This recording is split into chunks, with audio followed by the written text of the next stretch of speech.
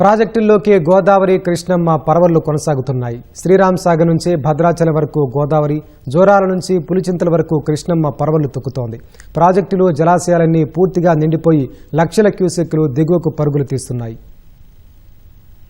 కృష్ణా, గోదావరి నదుల్లోకి భారీగా వరద వస్తోంది. జోరాలతో పాటు తుంగభద్ర నుంచి కలిపి శ్రీశైలం జలాశయానికి 4,70,000 క్యూసెక్కులకు పైగా వస్తుండగా 5 లక్షల క్యూసెక్కుల వరకు దిగువకు వదులుతున్నారు. శ్రీశైలంలో 215 టీఎంసీలకు గాను ప్రస్తుతం 198 టీఎంసీల నీటి నిల్వ ఉంది.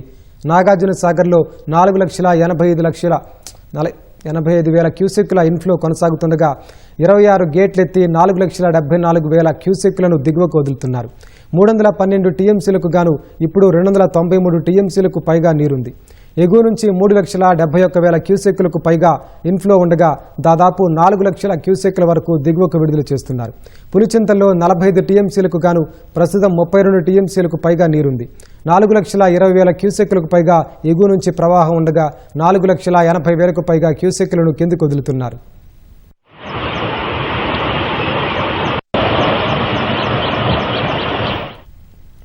గోదావరి ప్రాజెక్టులోకి వరద పోటెత్తుతోంది. సింగూరు సామర్థ్యం 30 టీఎంసీలకు గాను ప్రస్తుతం 19 టీఎంసీలకు పైగా ఉంది. డ్యాం భద్రతను దృష్టిలో ఉంచుకుని ఎక్కువ మొత్తంలో నీటిని నిల్వ చేయడం లేదు. నిజాం సాగర్ ప్రాజెక్టు పూర్తి సామర్థ్యం 17 టీఎంసీలకు పైగా ఉండగా ప్రస్తుతం 16 టీఎంసీల నీరు నిల్వ ఉంది. ఎస్ఆర్ఎస్పీకి 1,75,000 క్యూసెక్కుల ప్రవాహం వస్తుండగా 81,867 క్యూసెక్కులను దిగువకు వదులుతున్నారు. ప్రాజెక్టు పూర్తి సామర్థ్యం 80.5 టీఎంసీలు కాగా ప్రస్తుతం 69.85 టీఎంసీలకు చేరింది.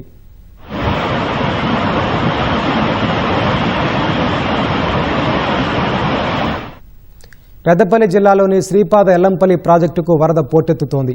ఎగువన కురుస్తున్న వర్షాలతో పాటు కడెం, శ్రీరామ్ సాగర్ గేట్లు తెరవడంతో జలాశయానికి భారీగా వరద వస్తోంది. శ్రీపాద ఎల్లంపల్లి సాగర్ ప్రాజెక్టు పూర్తి స్థాయి నిల్వ 20 టీఎంసీలకు పైగా ఉండగా ప్రస్తుతం 15 టీఎంసీలకు పైగా నీరు ఉంది. అప్పర్ మానేరు, మిడ్ మానేరుకు వరద ఉధృతి కొనసాగుతోంది. ఎగువ నుంచి వస్తున్న వరదతో కాళేశ్వరం త్రివేణి సంగమం గోదావరి ఉగ్రరూపం దాల్చింది. తుపాకులగూడెం ఆనకట్ట సమ్మక్క సాగర్ వద్ద ప్రవాహ ఉధృతి కొనసాగుతోంది. భద్రాచలం వద్ద గోదావరి 46 మీటర్లకు చేరుకుంది.